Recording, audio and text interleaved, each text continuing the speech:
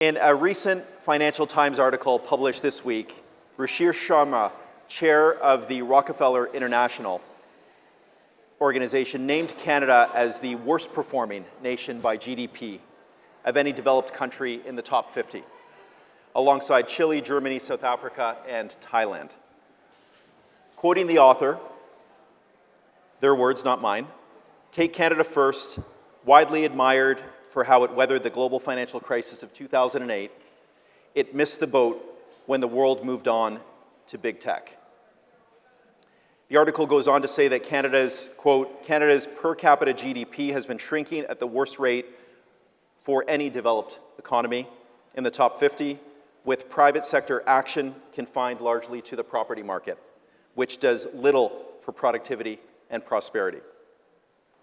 With this in the backdrop, who better to situate us around the opportunities to leap forward than Debbie and the work you're doing at Interac as Chief Strategy and Marketing Officer to help Canada boost its productivity and trust in the digital age. So maybe, Debbie, could you give us a brief intro to help situate us for the conversation?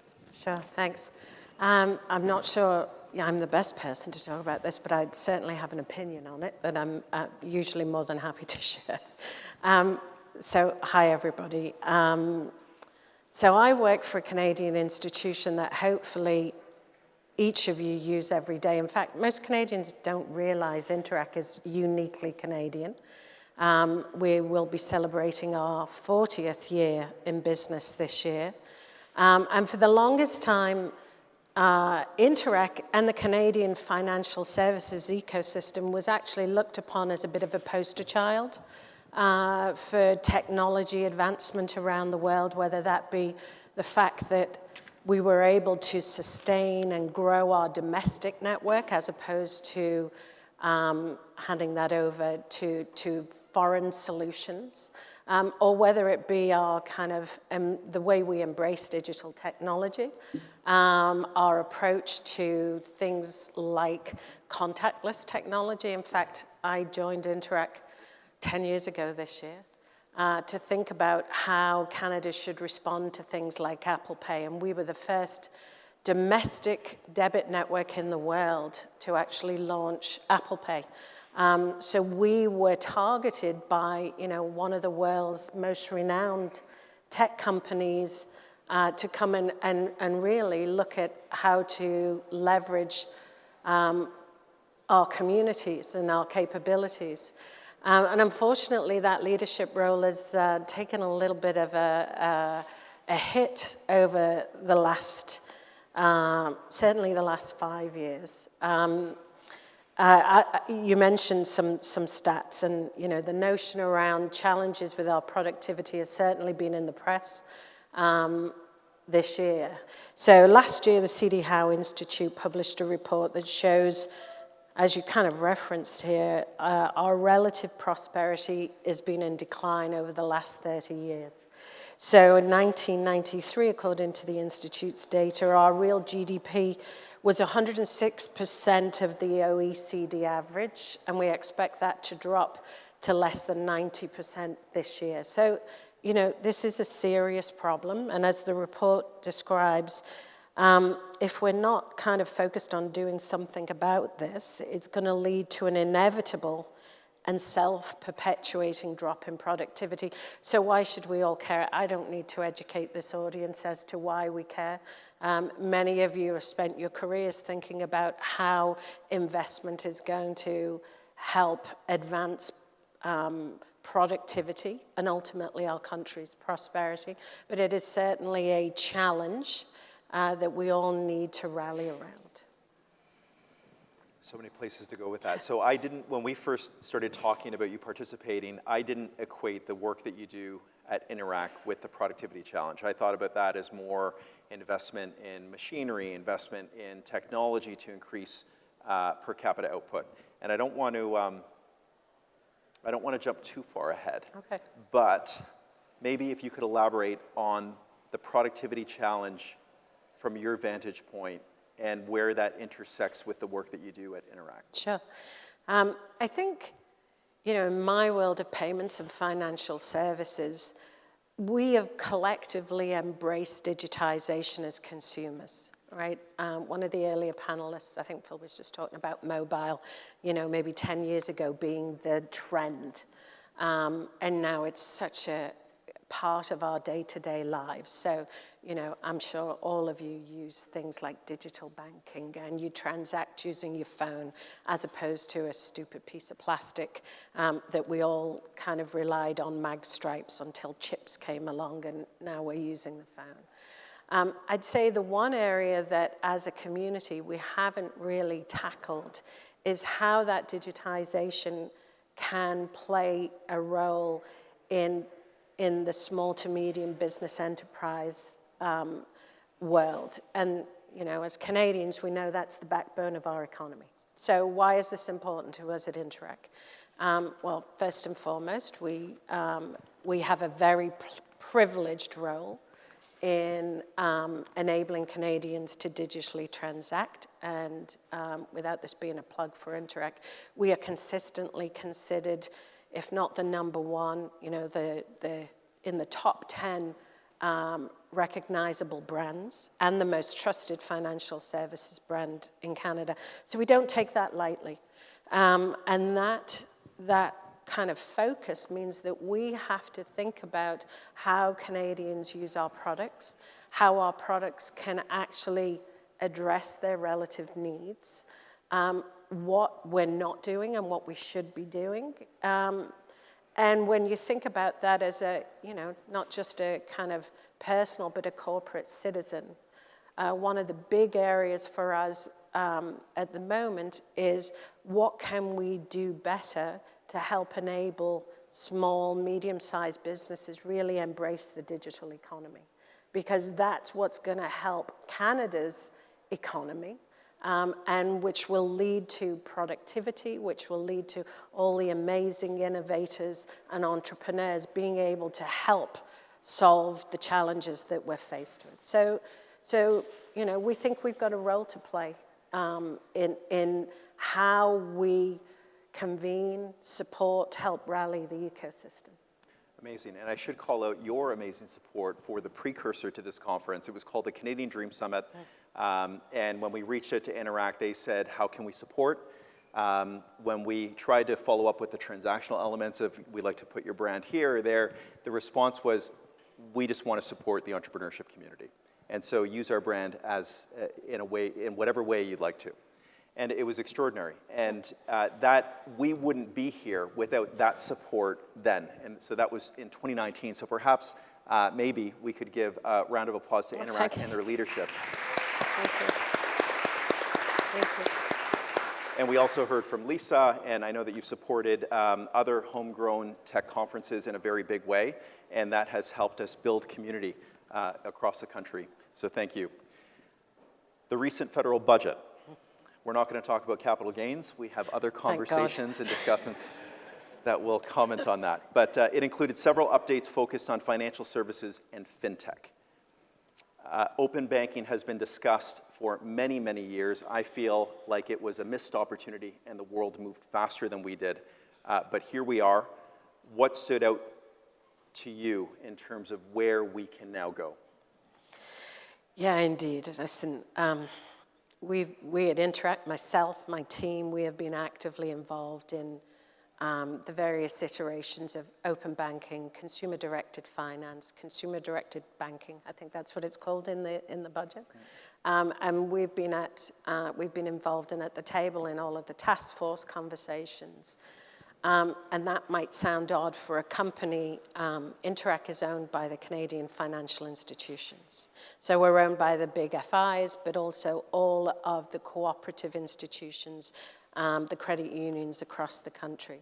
So it might sound odd that, why would we want to advocate for more competition, better solutions in the market?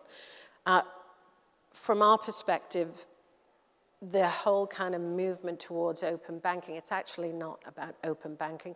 It's actually about consumers and businesses being in control of their data and having the right to choose and having options to make those choices.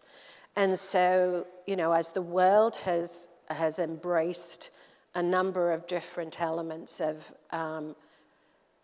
I guess, accelerating the financial services ecosystem, whether that be open banking or other initiatives like faster payments, real-time payments around the world. Our community has kind of took a little bit of time to grapple with that, and that's not a commentary on the government being fast or slow. It's not a commentary around,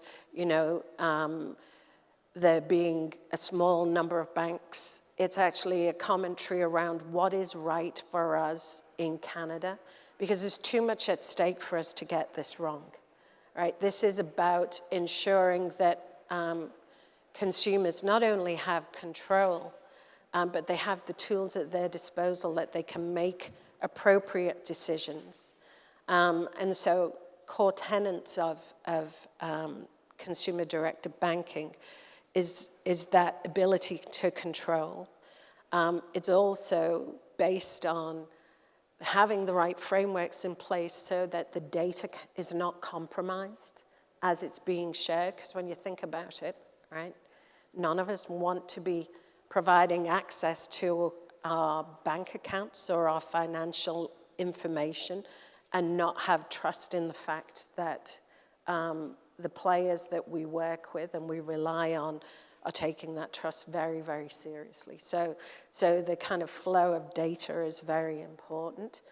And it's also really important that the consumer and the businesses, Canadians, not only have the opportunity to control that data in the way that they provide consent to share information, but they have the ability at any time to revoke that consent.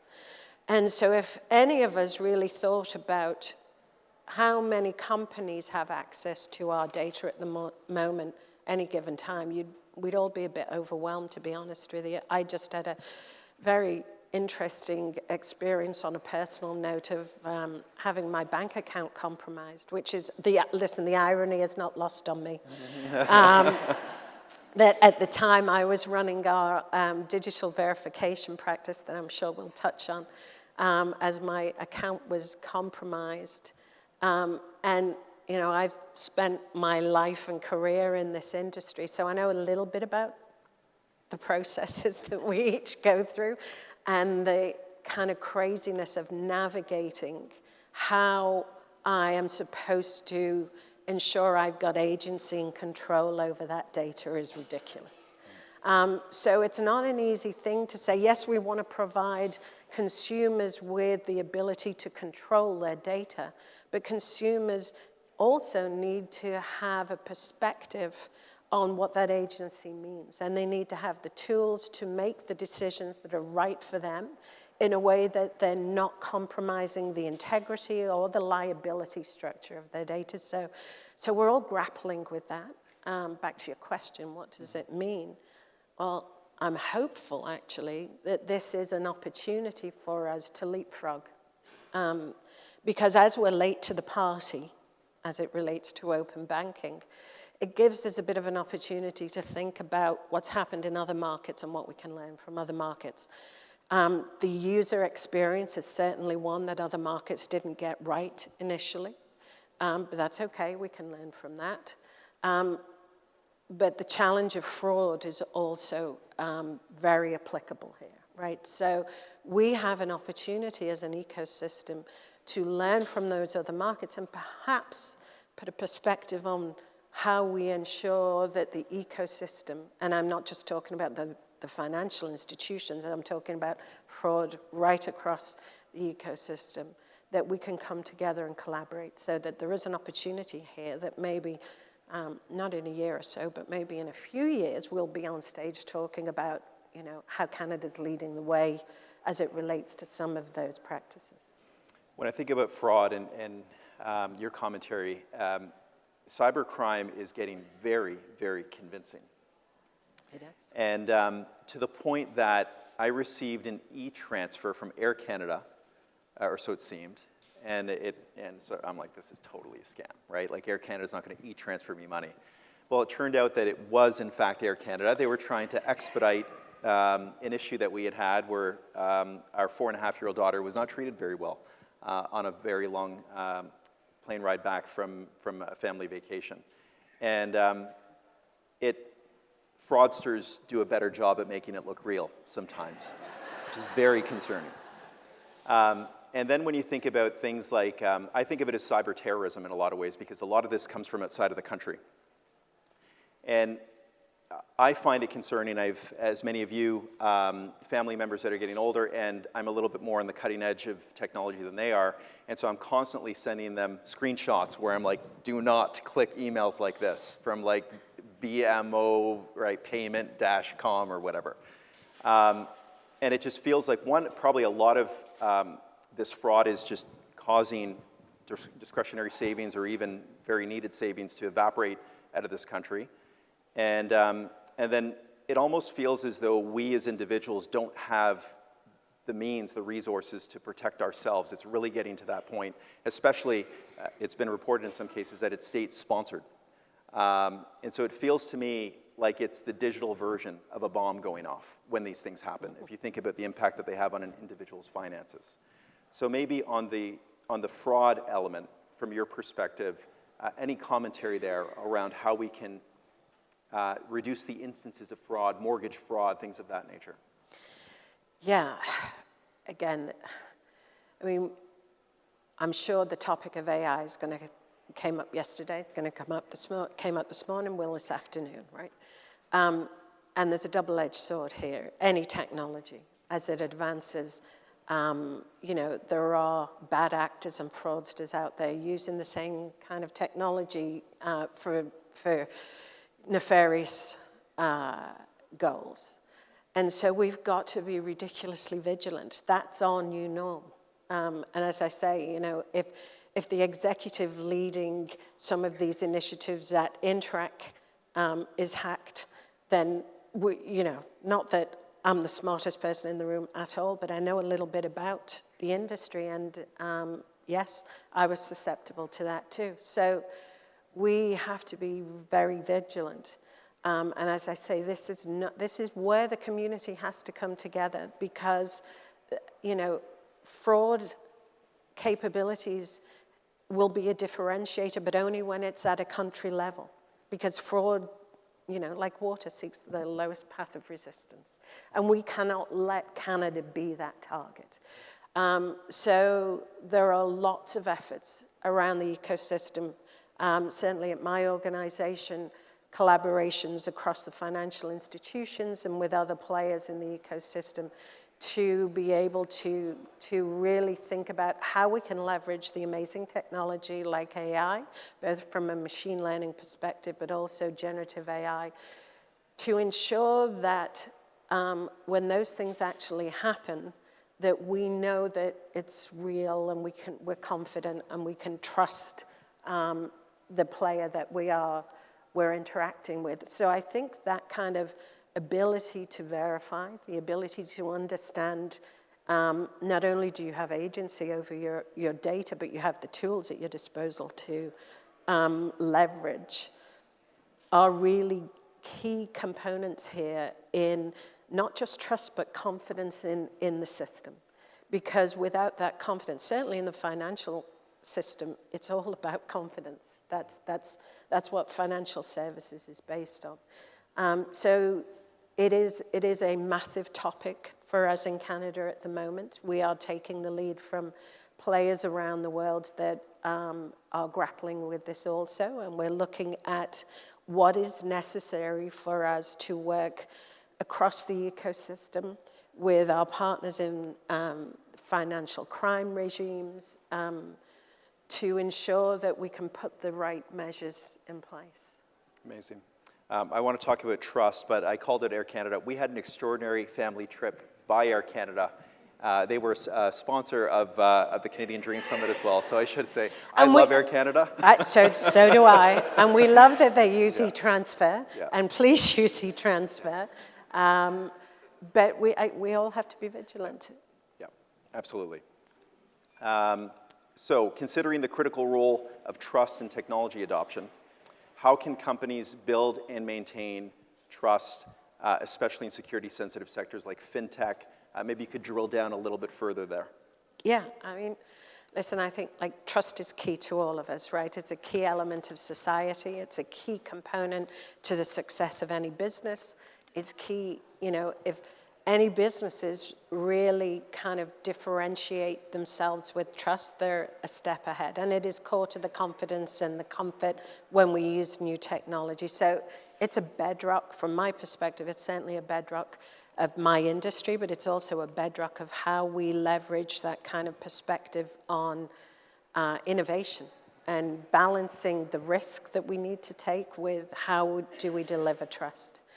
And so from my perspective and my company's perspective, we look at trust in a framework of it needs to be authentic, it needs to be inclusive, and it needs to be relevant. And so I'll double down a little bit on each of those. It needs to be authentic, not just in the way that we engage with each other, but it needs to have authenticity basically in the data, right? So you need to feel confident that when you are accessing that email, that you know that it is actually from a trusted source. When you are logging into something, that you know that it is from a trusted source. So verification is a core component of that. And I'm really kind of thrilled that at Interac, we saw a number of years ago that we would, as a community and as an ecosystem, really need to think about verification in a way that perhaps we haven't in the past. And so we've done a number of transactions in that space to ensure that we can bring services to Canadians to ensure that you're confident and that you can verify yourself digitally online and you're confident that you're actually interacting with the right counterparty. We've just had tax season. For any of you who went to access My CRA, you would have been using our services to be able to do that. And if I can give a little plug for a couple of the companies that we worked with to do that, Canadian companies. So these are, we did a couple of transactions. We did one with a company out of Ottawa called Two Keys that we acquired in 2019. And we did that because they were fantastic at security. And then in 2021, we did a transaction with a company called SecureKey that many of you may know, started by an amazing Canadian entrepreneur, Greg Wolfond. And they have since been acquired by Gen Digital, which is a multi-billion-dollar merger of Norton, LifeLock, and Avast out of Europe. And those two transactions help complement our capabilities to be able to bring better solutions to the market. So authenticity is one. Inclusivity, I think we've heard a lot this morning about, you know, how we ensure that the products and the way we bring products to market are inclusive. We know inclusivity of thought will always design better products, so that's super important. And the last element from our trust framework is relevance, which is, so when we're building products, it's got to be actually applicable to what the users want. So whether that's a small, medium business trying to become more digital, or each of us as consumers feeling confident that when you use an e-transfer, you're actually sending it to the right person or receiving it from the right person. So those three areas are really kind of the bedrock of how we look at innovation and trust across Interac. I want to close on an inspiring note. So there's a lot of gloom around federal budget, the economic environment, interest rates, inflation, housing costs, and it's easy to get lost in the politics of the moment, the crisis of the moment, but we'll all probably still be here in 10 years. What does the future look like in 10 years from now in the sense of what's possible in the area of fintech and digital? I think everything and anything is possible for us. I think like we just have to own the podium. That's it, right? We've got to almost get over that very Canadian kind of mindset. And we've got to brag. And I'd actually say to Phil, no, you should actually brag about the stats. And we should brag about the things that we've done. Because if we don't, somebody else is going to. And they're going to own the podium. And you know, we've got We've got amazing entrepreneurs, amazing innovators. Thank you for the breakfast this morning, by the way. The 7:30 breakfast that I had to drag myself out of bed for. I got here and spent a fabulous hour with some amazing female entrepreneurs. Like, you know, these women have got great ideas. The men have got great, like, we have all of the ingredients. We have various entities at the municipal, federal, provincial levels, regardless of what government's in power, to help ensure that this amazing country is prosperous. So I'm pretty bullish, to be honest with you, but we really do have to kind of, leverage this crisis and do something amazing to leapfrog. Debbie Campbell, thank you so much. You're so welcome.